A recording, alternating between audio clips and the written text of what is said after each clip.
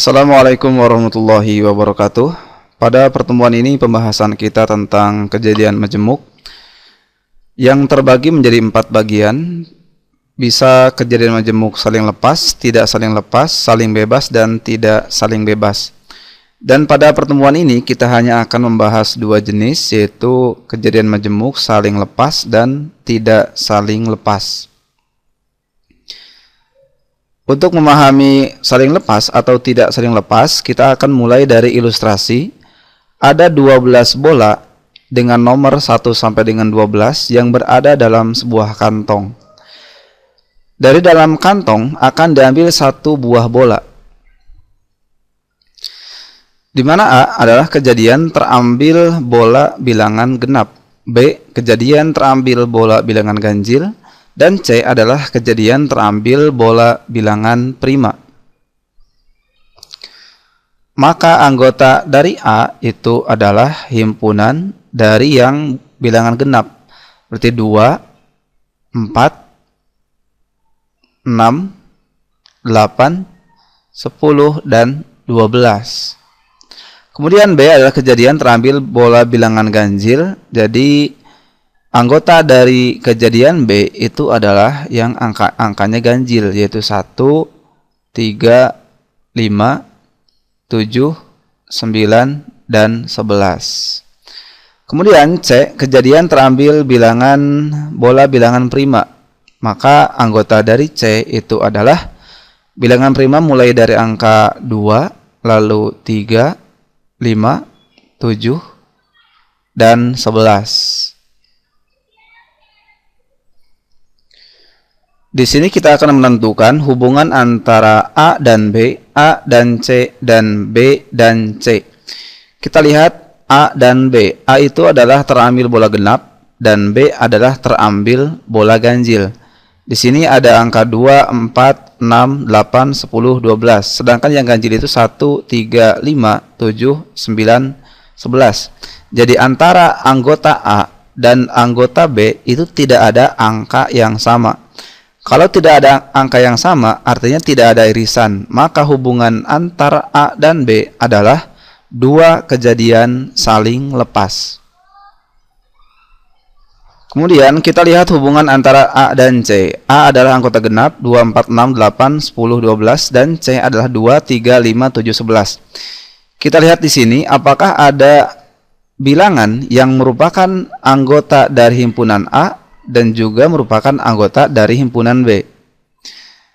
Mulai dari angka 2, di himpunan A juga ada angka 2, di C ada angka 2, kemudian ada lagi angka 3, 5, 7, 11, ini tidak ada ya. Jadi hanya ada angka 2 yang sama antara kejadian A dan kejadian C. Jadi karena ada anggota yang sama antara kejadian A dan kejadian C, maka dapat kita simpulkan A dan C adalah 2 kejadian tidak saling lepas. Karena terdapat anggota dari A irisan C itu adalah himpunannya tadi angka 2 ini ya, yaitu 2. Jadi mereka 2 kejadian tidak saling lepas. Kemudian kita cek lagi kejadian yang ketiga, hubungan antara B dan C itu adalah B adalah terambilnya bilangan ganjil 1, 3, 5, 7, 9, 11, dan C terambil bilangan prima. Angka 1 tidak ada di bagian prima. Kemudian angka 3 di sini ada, 5 di atas ada, di sini ada juga 7 dan 11. Nah, ternyata terdapat irisan dari anggota B dan anggota C. Jadi ada yang merupakan anggota dari keduanya. Sehingga dapat disimpulkan kejadian B dan C itu adalah 2 kejadian tidak saling lepas. Dengan irisan antara B dan C itu adalah angka 3, lalu 5, 7, dan 11. Itulah penjelasan singkat membedakan dua kejadian itu saling lepas atau dua kejadian tidak saling lepas. Jadi pada prinsipnya kalau mereka punya irisan dan punya anggota yang sama, mereka adalah kejadian tidak saling lepas. Kalau tidak memiliki irisan, maka dua kejadian saling lepas. Dan untuk rumus kejadian saling lepas itu adalah peluang. Misalkan yang posisi pertama, yang kejadian satu yaitu A dan B adalah dua kejadian saling lepas. Jadi peluang A gabungan B itu sama dengan peluang dari A ditambah peluang dari B. Kemudian untuk kejadian tidak saling lepas, kita ambil dari dua kejadian yaitu A dan C. Jadi misalkan rumusnya itu adalah peluang antara A atau C atau A gabungan C itu sama dengan peluang A ditambah peluang dari C nanti dikurangi dengan peluang irisan antara A dan C. Jadi inilah perbedaan antara kedua rumus dari kejadian saling lepas dan kejadian tidak saling lepas. Untuk lebih memahami bagaimana cara menentukan peluang kejadian saling lepas atau tidak saling lepas, kita masuk di pembahasan contoh soal yang pertama. Dari pelemparan dua dadu sekaligus, peluang munculnya mata dadu berjumlah 7 atau berjumlah 9 adalah satu dadu itu ruang sampelnya ada 6, jadi kalau dua dadu ruang sampelnya itu ada 36, dan ini merupakan pasangannya. Mulai dari 1,1 sampai dengan 6,6. Jadi NS-nya kita ketahui kemungkinannya ada 36. Lalu peluang munculnya mata dadu berjumlah 7.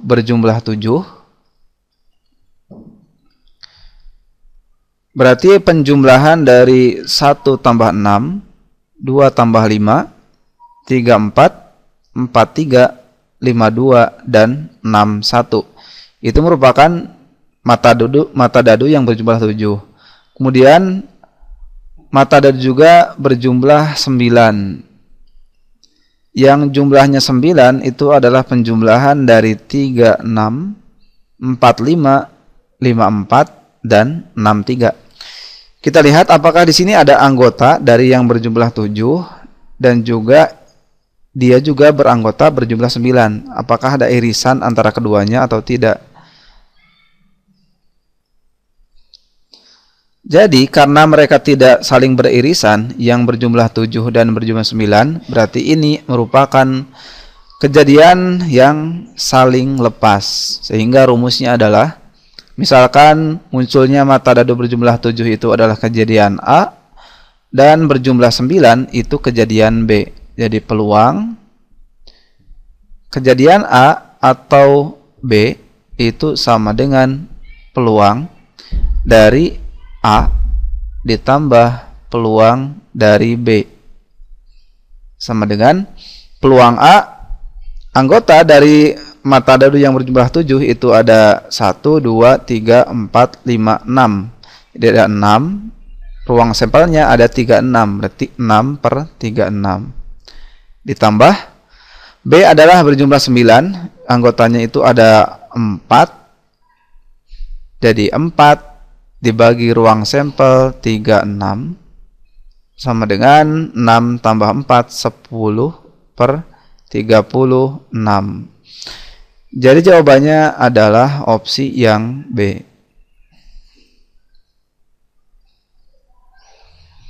Kita masuk di contoh soal yang kedua. Sebuah kantong berisi 5 kelereng merah, 5 kelereng hijau, dan 2 kelereng putih.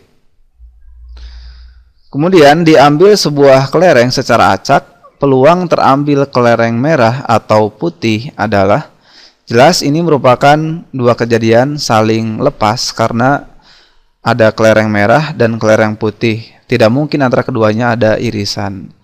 Jadi peluang merah terambil atau peluang putih terambil itu sama dengan peluang merah ditambah peluang putih.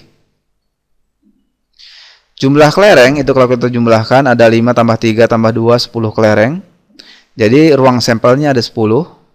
Maka peluang merah terambil, si merahnya itu ada 5. Jadi 5 per 10 ditambah putihnya itu ada 2. Jadi 2 per 10.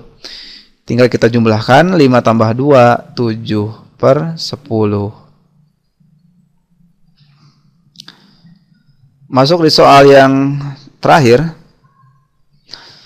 Sebuah kartu diambil secara acak dari seperangkat kartu bridge. Peluang terambilnya kartu king atau kartu hitam adalah. Dalam kartu bridge itu total ada 54 kartu. Nah, di sini ada 13 kartu, ini 13 kartu, 13 dan ini juga 13. Jadi jumlah total itu ada 52 kartu.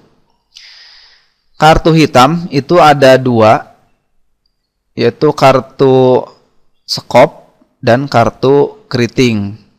Kartu merah itu juga ada 2, kartu hati dan satunya adalah kartu wajik atau diamond. Setiap masing-masing kartu, mau dia skop, mau dia hati, wajik, diamond, itu terdiri atas 13 kartu. Mulai dari kartu as atau kartu 1, 2, 3, 4, 5, 6, 7, 8, 9, 10. Kemudian ada joker, ada queen atau key, dan ada king atau kartu K. Yang ditanyakan di sini adalah peluang terambilnya kartu king atau kartu hitam. Kita misalkan terlebih dahulu, misalkan A adalah kejadian terambil kartu king dan B adalah kejadian terambil kartu hitam. Kartu king itu ada 4, bisa king skop, king hati, king wajik, dan king keriting. Jadi jumlah total jadi dari kejadian terambil kartu king itu ada 4. Kemudian kejadian terambil kartu hitam. Kartu hitam itu ada 2 jenis, satu hitam skop dan yang kedua adalah hitam keriting. Hitam skop ada 13, hitam keriting ada 13. Jadi jumlah 13 tambah 13, kartu hitam itu ada 26. Kemudian kita cari apakah antara kejadian A dan B itu terdapat irisan atau tidak. Kejadian terambil kartu king dan kejadian terambil kartu hitam. Jadi irisan antara keduanya itu ada. Jadi A irisan B itu sama dengan king. King hitam itu kan ada. Dia masuk ke king dan dia juga bisa masuk ke kartu hitam. Jadi king hitam itu masuk ke kejadian A dan kejadian B. Kemudian satu lagi ada lagi king keriting.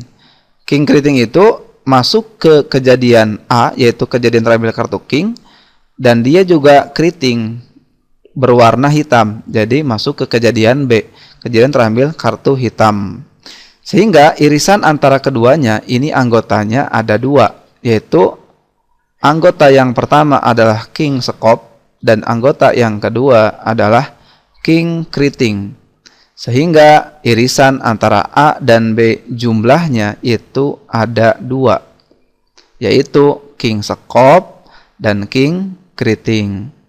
Sehingga ini merupakan contoh soal untuk kejadian tidak saling lepas. Sehingga kita gunakan rumus peluang A kejadian terambil kartu king atau B kejadian terambil kartu hitam itu sama dengan peluang A ditambah peluang B dikurangi dengan peluang irisan antara A dan B. Sama dengan peluang A, PA. Itu adalah NA dibagi NS. NA-nya ada 4, NS-nya ada 52. Ditambah PB itu ada 26. NB-nya 26 dibagi dengan NS-nya 52. Dikurangi peluang irisan A dan B. Anggota irisan A dan B tadi ada 2. Berarti 2 dibagi dengan NS 52. Tinggal kita kurangi dan kita jumlahkan. 4 tambah 26, 30, kurangi 2 adalah 28 per 52. Jadi jawabannya adalah 28 per 52, yaitu opsi B. Itulah contoh-contoh untuk peluang saling lepas dan peluang tidak saling lepas. Semoga ini dapat membantu mengerjakan soal-soal berikutnya. Terima kasih. Wassalamualaikum warahmatullahi wabarakatuh.